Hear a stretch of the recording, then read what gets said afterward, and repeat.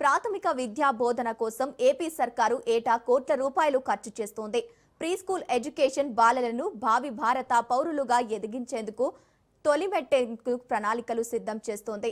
ఆదిలోనే పిల్లలకు ప్రభుత్వ బడుల మీద విశ్వాసం సన్నగిల్లితే ఆ నిర్లక్ష్యం ఎవరిది?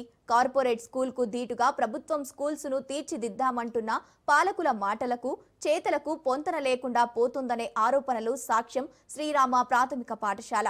విశాఖ మహానగరం చెంగలరావుపేటలో చిన్నారులకు ప్రాథమిక విద్యా బోధనకు ప్రభుత్వం ఏర్పాటు చేసిన భవనం శిథిలావస్థకు చేరింది. విశాఖపట్నం దక్షిణ నియోజకవర్గంలోని చెంగలరావుపేట పరిధిలో ఉన్న శ్రీరామ ప్రాథమిక పాఠశాల ఎన్నో ఏళ్ల నాటి భవనం కావడంతో బిల్డింగ్ పెచ్చులు రాలిపోతున్నాయి. దీంతో స్థానికులు తమ పిల్లల్ని బడికి పంపాలంటే భయపడుతున్నారు.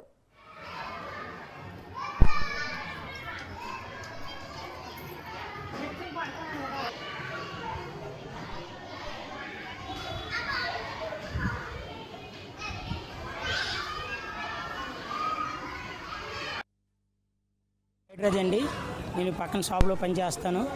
పిచ్చులన్నీ పడిపోతాను. రాత్రి 7:30కి పడిపోయిందండి. ఎవరు లేరు, బాగుంది. ఎవరు లేరు కాబట్టి పర్వాలేదండి. లేకపోతే అలాగే మొన్న వర్షాకాలం కూడా అలాగే పడిపోయిందండి. మొన్న కూడా అలాగే 2 సార్లు పడిపోయిందండి. చిన్న చిన్న పిచ్చులు అన్నీ ఊడిపోయి ఉన్నాయండి. ఎక్కడ పెడితే అక్కడ పడిపోతున్నాయి. గాలి వస్తే పడిపోతున్నాయి. ఆ కొమ్మలు తవిడిచి కూడా పడిపోతుందండి. అన్నీ మొత్తం పడిపోతున్నాయండి. పిచ్చులు అన్నీ ఊడిపోతున్నాయి. మొన్న బండి ఇది అయిపోయిందండి. బండి మీద అద్దం మీద పడిపోయింది మొన్న. అండి నేను పక్కన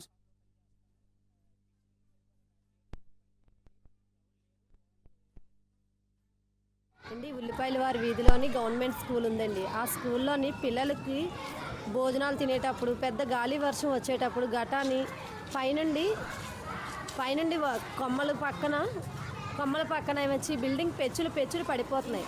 అవే భోజనాల మీద పడిన భోజనం తినేటప్పుడు కానీ గాలి వర్షం పడేటట్లు కానీ వచ్చినప్పుడు అయితే చాలా ఇబ్బంది పడుతుంది. మేము వాళ్ళ ఇంటి ఎదురుకుంటూ ఉంటాం. మేము నిన్న రాత్రి భోజనం తింటుండగా ఏంటి పెద్ద సౌండ్ వస్తుందని బయటకు వచ్చి చూస్తే గాలికి ఆ పెచ్చు చాలా గట్టిగా పడింది. అదే ఎవరి నెత్తి మీద పడితే చాలా ఇబ్బంది పడిపోద్ది. అందుకోసం మీరు ప్రభుత్వం కొంచెం గవర్నమెంట్ స్కూల్కి కూడా వాళ్ళు కూడా భోజనాలు తినేటప్పుడే కాదు, ఎక్కడికైనా ఆడుకునేటప్పుడే కాదు, అలా వెళ్ళినప్పుడు ప్రభుత్వం వాళ్ళు మీరు కొంచెం ఈ స్కూల్కి కొంచెం రెస్పాన్స్ ఇస్తే బాగుంటుందని మేము విన్నవించుకున్నాం.